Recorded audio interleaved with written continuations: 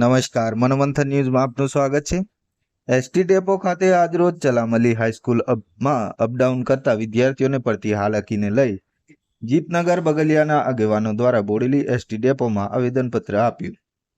બોડેલીથી કાઠિયાવાડ સુધી એક બસ આવતી હોય છે, તે સરકારી બસમાં 150થી વધુ વિદ્યાર્થીઓને બેસવાની ફરજ પડતી હોય છે, જેમાં 150 વિદ્યાર્થીઓ બેસવા છતાં ઘણા બધા વિદ્યાર્થીઓ રહી જતા હોય તેમ છે। તેઓને સમયસર સ્કૂલ પર ન પહોંચતા વિદ્યાર્થીઓને ભણતર પર માઠી અસર પડે તેમ છે। ત્યારે મોરાડુંગરી, જીતનગર, બગલિયા નવા ટીમ ભરવા જેવા ગામના આગેવાનો દ્વારા નવી પાસ રૂટ સવારે 10:30 વાગ્યે નવી બસની વ્યવસ્થા કરે તેવી કરજવાટ, વંકલા, જીતનગર, મોરાડુંગરી ગામ લોકોની માંગ સાથે બોડેલી એસટી ડેપોમાં એટીઆઈને આવેદનપત્ર આપ્યું। શું કહે છે જીતપુરા ગામના રાજકમલસિંહ રાજપૂત? મનોમંથન ન્યૂઝ, ચારણ, એસવી, બોડેલી। અમારી બોડેલી ડેપો પાસે અત્યારે આવેદનપત્ર આપ્યું, શા માટે આપ્યું છે?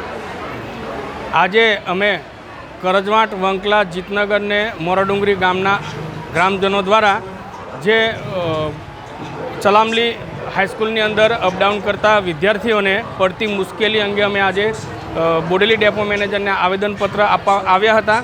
તેમાં અમારો ઉલ્લેખ એ હતો કે બસની અંદર વિદ્યાર્થીઓ નામ આવવાને કારણે લગભગ 30થી 40 વિદ્યાર્થીઓ રહી જતા હોય તેઓનું નિશાળે મોડા પહોંચતા તેઓનું ભણતર બગડે તેમ છે। તે માટે અમે આજે બોડેલી ડેપો મેનેજરને આવેદનપત્ર આપવા આવ્યા હતા અને અમારી એટલી માંગ છે કે જૂની જે અમારા રૂટો હતા એ કાર્યરત કરે એવી અમારી ગ્રામજનો વતી માંગ છે। મારું નામ રાજકમલસિંહ રાજપૂત, ગામ જીતનગર।